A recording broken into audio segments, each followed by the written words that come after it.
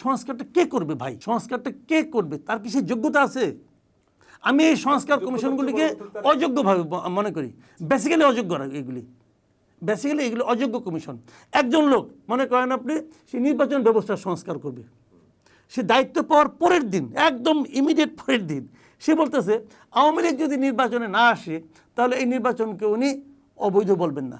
বলছেন তো, কখন সরে গেছেন? উনি যখন পরের দিন বলছেন তা ওই দিনে আমি এটা প্রতিবাদ করছি, এটা কী বললো সে?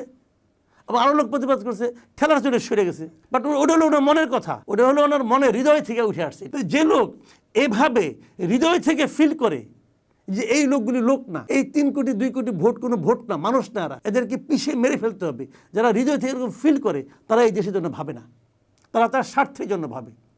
তারা মনে করছে যে আমার এটা হলে পরে আমার মোটামুটি কিছুদিনে একটা আমি লাইমলাইটে থাকবো, সরকার পরিচালনা আমার একটা ভূমিকা থাকবে, আর কেউ অনৈতিকভাবে কিছু থাকবে কিনা আমি বলতে পারবো না, এটা উনি বলতে পারবেন, এটা আমি বলতে পারবো না।